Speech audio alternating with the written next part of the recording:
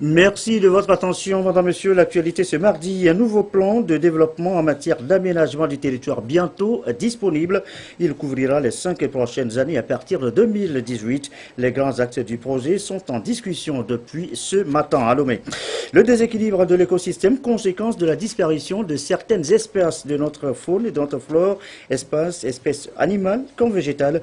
La préoccupation fait l'objet d'une rencontre internationale à Lomé. Tous d'accord pour une meilleure protection de la faune et de la flore.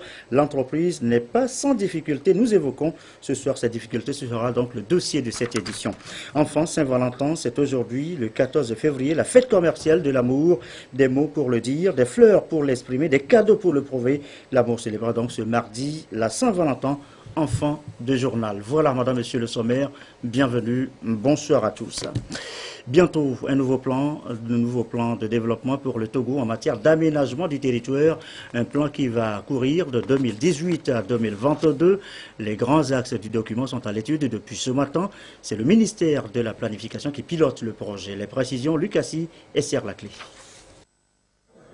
Pour les 5 prochaines années, le Togo dispose d'un plan national de développement PND en remplacement de la stratégie de croissance accélérée et de promotion de l'emploi SCAP. Ce document de planification et de programmation des actions du gouvernement intègre les objectifs prioritaires de développement durable. Il répond donc à la volonté du gouvernement de mobiliser les ressources et moyens humains, matériels et financiers nécessaires pour répondre au bien-être des Togolais. C'est ce plan-là qui va remplacer la SCAP arrivant à terme en décembre 2017. Ces axes proposés sont au nombre de 5. Le premier axe, c'est le bien-être des populations et l'épanouissement. Le deuxième axe, c'est les secteurs porteurs de croissance. Le troisième axe, c'est les secteurs de soutien à la croissance, dans les infrastructures de croissance. Le quatrième axe, c'est la gestion durable du territoire, de l'environnement et du cadre de vie. Et puis le cinquième axe, c'est la gouvernance sur toutes ses formes et la consolidation de la paix. Et les 5 axes sont l'ossature du PND. Alors, donc, dans les 5 axes, vous allez voir qu'il y aura la déclinaison des domaines d'intervention, des objectifs. Et puis, plus tard, puisque ce travail va continuer avec différentes parties, les actions. Les partenaires ici présents ont réaffirmé leur disponibilité à soutenir et à accompagner l'État togolais dans sa démarche pour l'amélioration du cadre et des conditions de vie des populations. Le PND est plus des réalités du Togo et voir comment l'administration peut s'approcher de la réalité des citoyens. Comment les services de l'État puissent aller et toucher de près tout le monde en termes de services sociaux, des services économiques partout dans le territoire. Donc le PND, c'est vraiment un document très stratégique qui va aussi marquer la volonté des autorités à dédier une partie des ressources publiques pour pouvoir mener ces politiques. Ce PND, une fois adopté et mis en œuvre, permettra de faire du Togo à l'horizon 2022 une nation démocratiquement solide et stable, solidaire dont les collectivités locales participent pleinement à une croissance forte, durable et inclusive, favorisant l'accès de toute la population aux services socio-économiques de qualité. L'aménagement du territoire, c'est aussi l'entretien des aires protégées, des forêts. Mais force est de constater aujourd'hui que la déforestation est bien une réelle préoccupation. Comment réduire donc les émissions de ce phénomène de la dégradation des forêts? La coordination du RAID Plus est en tournée à l'intérieur du pays. L'étape de Dapaon, Désiré Loge. Le changement climatique reste un phénomène réel qui tient en haleine les populations et les gouvernements à travers le monde multiplient des efforts pour le contrer. Car si l'on ne fait rien, notre planète Terre ne sera plus vivable un jour. Au Togo, le RAID+, initié par le gouvernement, reste une stratégie, une option pour protéger l'environnement. Tout le monde est appelé à contribuer pour étoffer les documents de gestion. Dapaon, première étape d'une consultation des populations, les acteurs dans les savanes ensemble pour échanger dans le sens. La rencontre vise l'élaboration d'une coordination intersectorielle en définitive pour une bonne gouvernance dans le secteur forestier. Nous devons élaborer une stratégie qui soit efficace, cohérente, mais surtout acceptée par tous. pour que les actions contenues dans cette stratégie puissent être réalistes et applicables sur le terrain. Dans ce cadre-là, il est prévu la réalisation de l'évaluation environnementale sociale stratégique pour voir est-ce qu'il y a des effets négatifs qui peuvent être dus à la mise en œuvre des activités que nous allons mettre dans le document de stratégie, ou y a-t-il des effets positifs? S'il y a des effets négatifs, comment est-ce qu'on peut les corriger? C'est dans ce sens que nous sommes là aujourd'hui pour échanger avec les parties prenantes de la région des Savanes, pour ensemble comprendre ce que c'est, voir quelle est l'importance d'intégrer les préoccupations environnementales et sociales dans le document de stratégie. Alors, à tous les acteurs d'être plus concrets dans les idées, les documents à la fin serviront de cadre. Une fois appliqués, sera un gain pour tous dans la protection de l'environnement. Nous évoquions le sujet déjà hier dans nos éditions, la disparition de certaines espèces animales comme végétales de notre faune et de notre flore. Une disparition qui crée, vous le savez, un déséquilibre de l'écosystème. La préoccupation est remise au goût du jour à la faveur d'une rencontre internationale à Lomé. Question ce soir, comment protéger donc notre faune, notre flore? Est-il aisé l'entreprise? Les difficultés, Gérald Agoudjou. La faune et de la flore est une impérieuse nécessité pour chaque pays eu égard aux intérêts socio-économiques et environnementaux. Fort de ce constat, des dispositifs et stratégies sont mis en place pour démanteler les réseaux de trafiquants d'espèces sauvages menacées de disparition. Le type de braconnage connu au Togo, c'est le braconnage alimentaire. On tue les petits animaux juste pour la subsistance. Mais aller jusqu'à aller abattre ces éléphants, oui, ça se passe vraiment ailleurs. Et c'est ce qui justifie même la quantité des ivoires saisis. Et ces espèces-là sont trafiquées à raison, n'est-ce pas, de l'importance, par exemple, de l'ivoire, en ce qui concerne les éléphants. Quand vous prenez, par exemple, les panthères, les lions, c'est à raison de leur peau. Parce que ces produits-là sont très prisés en Asie, qui constituent les destinations finales. Le tourisme constitue une grande richesse. Et quand vous voyez aujourd'hui le parc de Pandjari au Bénin, fait que le Bénin est aujourd'hui au dernier classement de l'Agence mondiale du tourisme. Le Bénin est la 3e destination en Afrique aujourd'hui, à cause du tourisme. Et quand vous allez là, il y a plein d'hôtels qui ont été construits autour du parc Pandjari et vous allez rencontrer une population immense d'Européens et d'Américains qui viennent séjourner pour un mois, passer leurs vacances tout juste pour pouvoir voir les animaux parce que le parc d'éléphants est très développé dans le parc de Pandjari. Donc aujourd'hui, nous avons un intérêt à préserver ces ressources-là parce que c'est une richesse, c'est un facteur de développement économique. Une lutte efficace contre ces fléaux nécessite la collaboration à l'échelle internationale, de même que des mesures législatives et de contrôle appropriées. Les dispositions qui ont été contenues dans notre législation visent le braconnage. Alors qu'aujourd'hui, on a dépassé le terrain du braconnage pour se situer dans un terrain de trafic.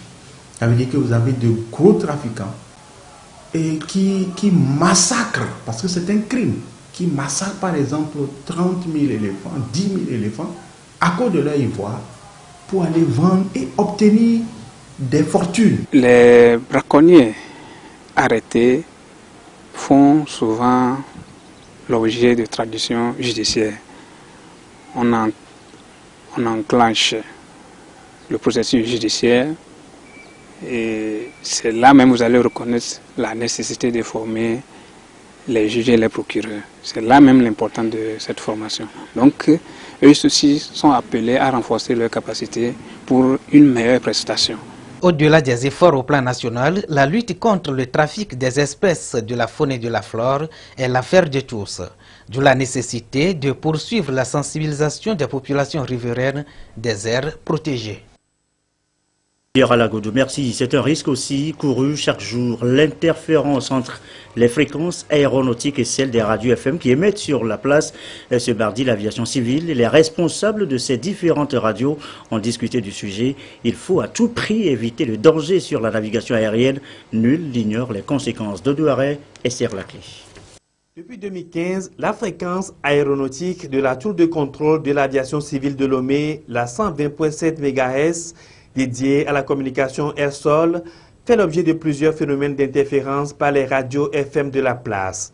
5 cas d'interférence ont été enregistrés en 2015, 18 en 2016 et 14 en janvier 2017, ce qui représente un danger pour la navigation aérienne. D'où la nécessité d'échanger et de sensibiliser les responsables des radios et des organes qui régulent et supervisent les fréquences sur l'urgence de trouver des solutions à ces interférences.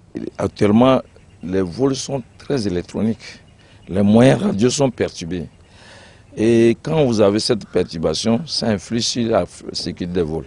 Alors, quand on a ce risque, ça constitue un danger. C'est pour ça que nous avons voulu cette rencontre pour qu'ensemble, nous explorions les voies et moyens pour qu'on puisse trouver pour éviter cette interférence. Nous allons étudier, voir comment nous allons, chacun en travaillant dans ce domaine, ne puisse pas avoir de l'interférence. Les fréquences aéronautiques jouent un rôle important dans les communications mobiles aériennes, aident à la navigation et à l'identification des routes aériennes. Toutefois, elles présentent un grand risque lorsqu'elles sont brouillées ou perturbées par d'autres fréquences. C'est à travers ces communications qu'on donne des informations sûres aux pilotes dans le cadre de leur mouvement, dans le cadre du trafic aérien. Donc, vous imaginez que si une communication n'est pas claire pour un pilote, ça fait l'objet d'un danger, et ce qui peut amener à un accident. Il faut faire ce qu'on appelle un survey des stations radio, c'est-à-dire des équipements que ces stations radio utilisent pour voir leur état de fonctionnement. Au niveau de câblage, au niveau des antennes, est-ce que tous les éléments sont au bon endroit? Est-ce qu'une adaptation est bien faite au niveau entre l'antenne et l'émetteur pour qu'il n'y ait pas un signal, une fuite de signaux qui peuvent occasionner ces interférences. De cette rencontre sortiront des recommandations qui seront étudiées en vue d'élaborer des plans d'action qui vont permettre de sécuriser la navigation aérienne. Autre danger, non le moindre, le cancer du col de l'utérus. Le tabac est un élément fertilisant du risque, notamment chez la femme. Au grand mot, les grands remèdes, le Togo vient de présenter son plan quinquennal de lutte contre le tabac et le cancer du col de l'utérus. 27 milliards de francs CFA, c'est le coût global d'exécution. Sonia Mélik pour Ramdan Bassina.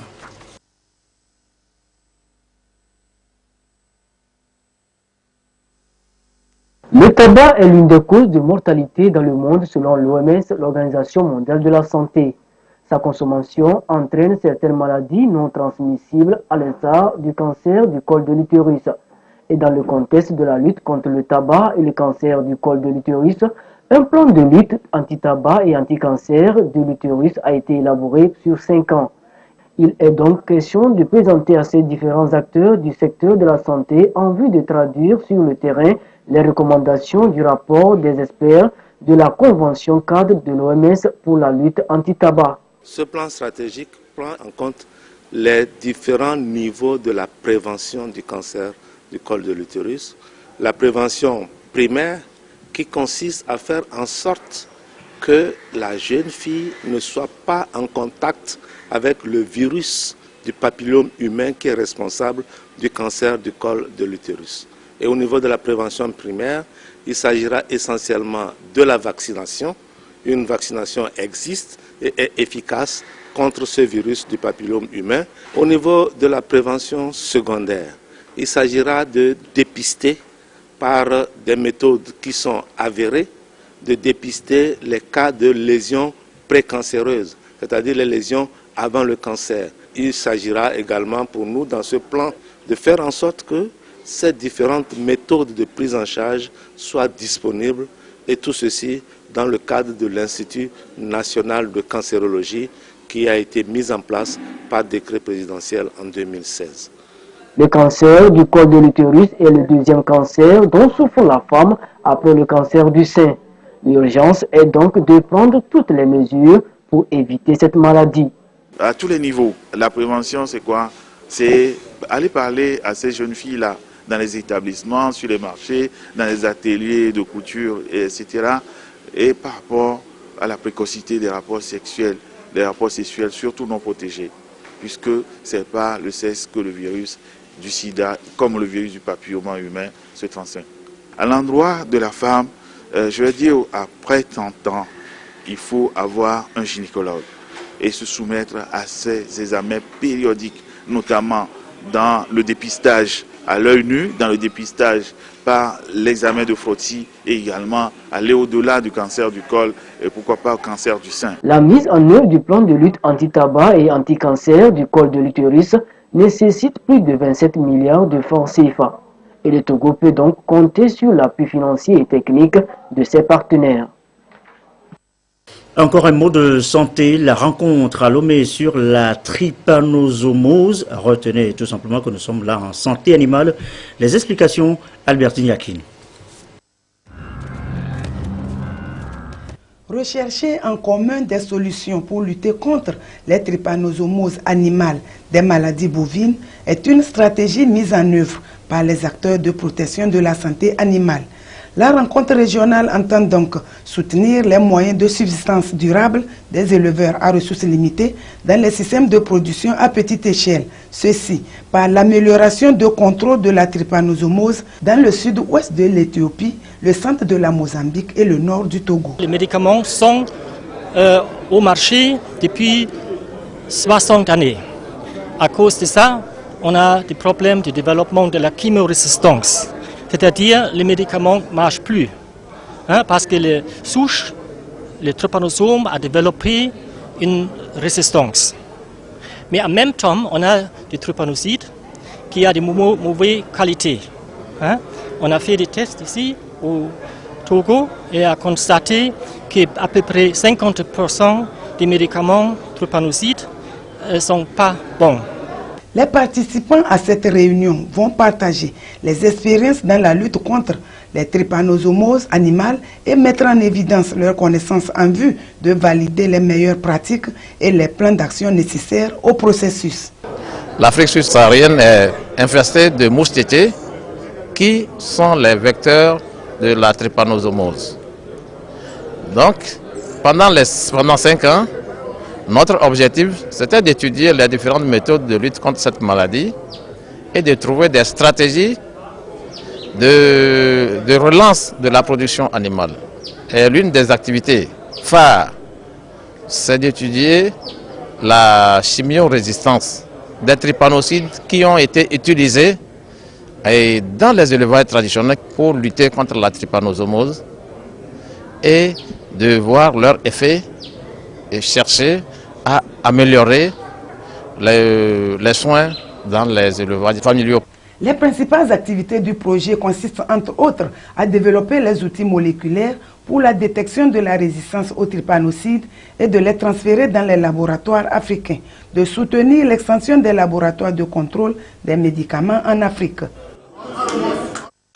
Il est 20h18 dans le reste de l'actualité. Cette séance de formation sur les statistiques agricoles, et vous le savez, plusieurs programmes et projets sont en cours d'exécution. Les rendements vont avec. Quels indices pour mesurer l'impact réel? Eh bien, c'est le but de l'exercice. Chassim Nabaga. Le gouvernement togolais s'est doté d'une nouvelle lettre de politique agricole pour la période 2016-2030. Cette nouvelle orientation est assortie d'un plan d'investissement. Son élaboration nécessite des données fiables pour optimiser son impact sur les performances agricoles au Togo. Voilà qui justifie cette session de formation au profit des statisticiens agricoles. Il est important de faire une enquête pour faire le bilan du PNIASA et avoir les données de base pour planifier le nouveau PNIA. Donc c'est l'opportunité pour nous d'intégrer les nouveaux outils qui sont développés dans cette stratégie mondiale-là pour que l'enquête que nous allons faire pour faire le bilan du PNIASA et la référence pour le nouveau PNIA soit la plus parfaite possible. L'enjeu est donc de taille et le Togo se fait accompagner dans ce processus par la Commission économique des Nations Unies pour l'Afrique qui a mis au point de nouvelles stratégies dans le domaine notamment l'échantillon maître et l'échantillonnage indirect. Dans tous les pays africains, on essaie de donner des nouvelles méthodologies pour améliorer la production des statistiques. Et justement, l'échantillon maître, c'est l'un des éléments clés pour cette amélioration. Ça permet d'avoir ce qu'on appelle une base de sondage. Quand on est en train de faire une enquête statistique, il faut d'abord avoir la liste de tous les éléments de la population. Tant qu'on n'a pas ça, toute la statistique qu'on va produire elle ne sera pas de bonne qualité parce qu'elle ne correspond pas à la méthodologie scientifique. Avec les bons résultats obtenus dans la mise en œuvre du Programme national d'investissement agricole et de sécurité alimentaire PNIASA, le Togo veut renouveler l'expérience, mais cette fois-ci en visant plus haut, notamment la mécanisation, la transformation et l'industrialisation du secteur. C'est pourquoi le gouvernement attache beaucoup d'importance à cette session de formation. Le gouvernement a prévu au titre de l'année 2017 l'organisation d'une enquête intercensitaire. Cette enquête qui doit permettre d'actualiser les bases d'estimation issues du recensement national agricole 2012 est en même temps l'occasion de générer des données d'ensemble pour évaluer l'impact du PNIASA et servir de référence pour le nouveau plan. Vous comprenez donc que le présent atelier vient à point nommé pour donner au cadre togolais des connaissances pratiques ainsi que des compétences nécessaires pour intégrer dans les enquêtes et recensements agricoles les nouveaux outils développés par la recherche dans le cadre de la stratégie globale pour l'amélioration des statistiques agricoles et rurales. Les travaux vont porter sur la base de sondage principal, l'échantillon maître, le système intégré des recensements et enquêtes agricoles, l'échantillonnage et le sondage indirect. Des expériences réussies d'autres pays comme la Côte d'Ivoire, le Bénin, le Maroc, le Burkina Faso et le Mali seront analysées pour tirer des enseignements. A signaler aussi que les membres de la société civile coopérative Tachayem de Kara renforcent leurs capacités en technique d'élevage traditionnelle améliorée de volailles et de porcs, également en gestion des activités génératrices de revenus. L'information prévue à cet effet vient donc de se tenir, et ceci avec le soutien financier du Fonds national d'apprentissage et de perfectionnement professionnel. Nestor Mojou, à Kara. La société coopérative Tachayem de Kara s'est spécialisée dans l'élevage de la volaille et des porcs, une activité menée de façon traditionnelle. Les membres de Tachayem veulent améliorer cette activité. Une session de formation leur est proposée. Elle est focalisée sur les techniques de reproduction des animaux, l'alimentation des volailles et des porcs, les soins de santé, la transformation des viandes en mets locaux et la gestion de ces activités génératrices de revenus pour leur rentabilité et leur durabilité.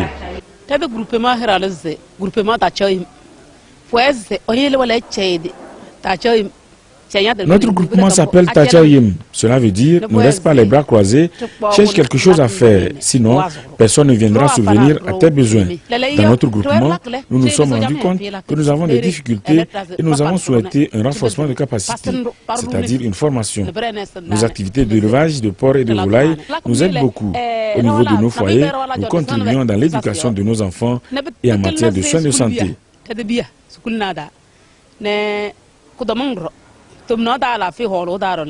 L'appel des femmes de la coopérative Tachayem a reçu un écho favorable du Fonds national d'apprentissage, de formation et de perfectionnement professionnel. C'est le FNAFPP qui a financé cette formation.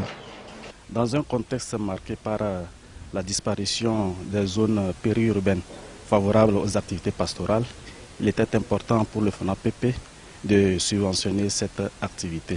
Parce qu'on sait aujourd'hui que l'élevage traditionnel, autrefois pratiqué par nos ancêtres pour le plaisir, est de nos jours une activité de subsistance pour la survie des foyers.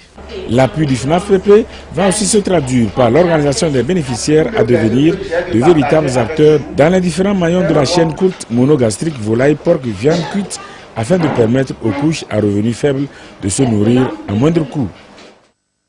Le civisme fiscal évoqué aussi ce soir, le sujet s'adresse précisément ici au chef de division de l'Office togolais des recettes formé en ce moment sur les valeurs, les mécanismes du civisme fiscal enseignés à leur tour aux contribuables togolais. Lucassi, Christine Péteki-Aloudé.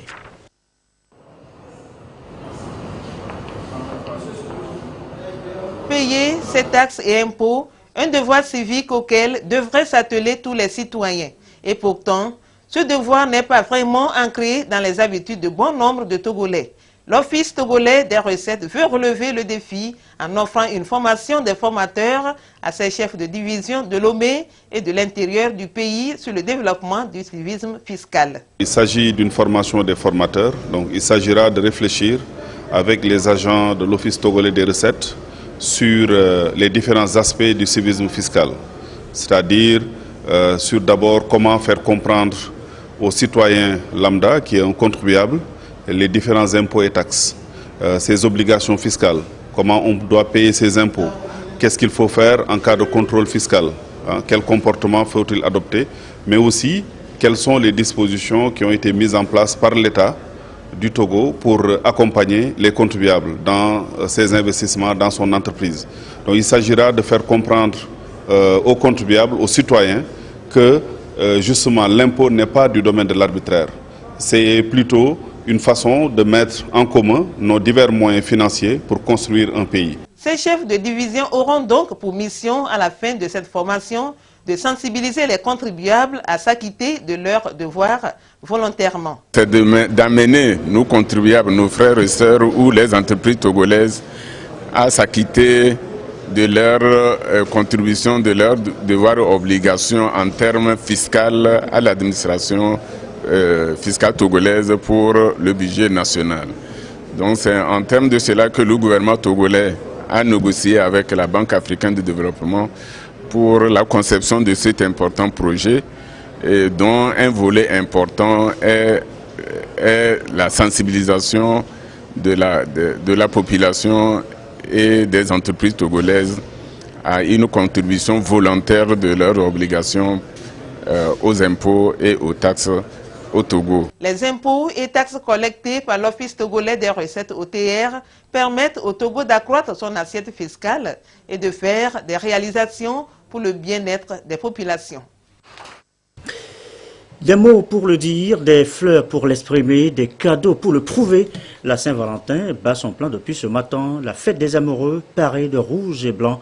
L'ambiance en ville, Augustin Kossi, Rachel Aouf.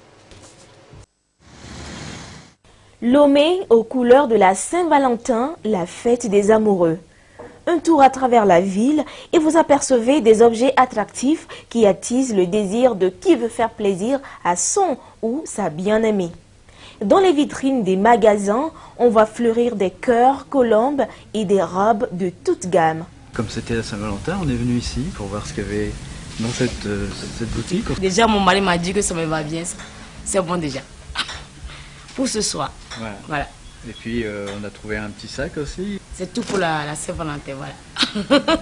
C'est la Saint-Valentin. C'est vrai qu'il y a beaucoup de clients qui sont là. Et la preuve, j'ai eu mon bouquet. Et mon bouquet est là. J'en ai eu 21 roses. C'est pas donné à n'importe qui. Donc, je suis vraiment déjà contente. On a effectivement tout ce qu'il faut pour la Saint-Valentin. Bonne fête à tout le monde. Bonne fête aux amoureux. C'est le moment idéal pour renouveler les amours et pourquoi pas faire des surprises.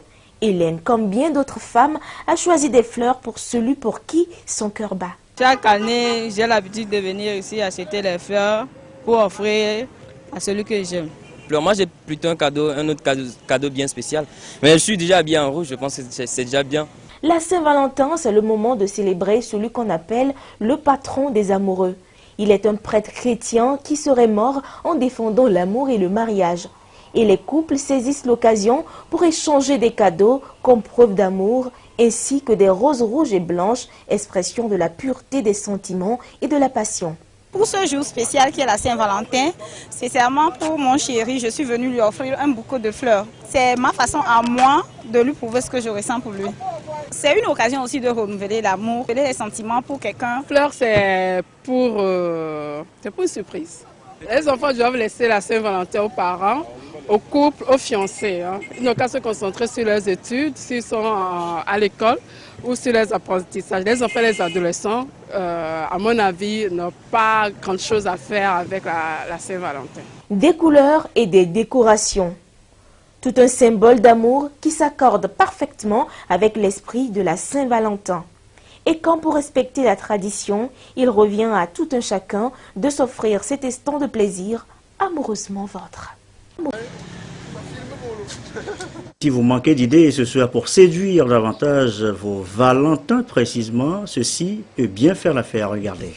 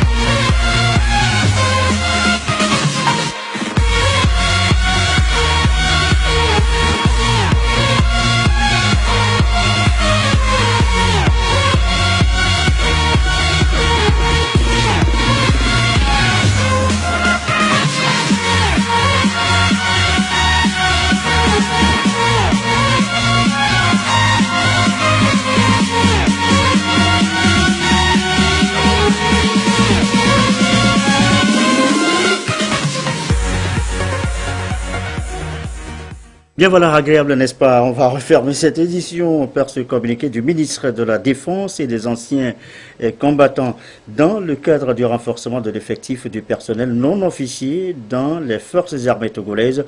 Un recrutement général, de même que celui des spécialistes, est ouvert aux jeunes des deux sexes répondant aux conditions que vous pourriez consulter dans le quotidien national Togo Presse. Bonne fête de Saint-Valentin, bonne dégustation, bon appétit, bonne fête.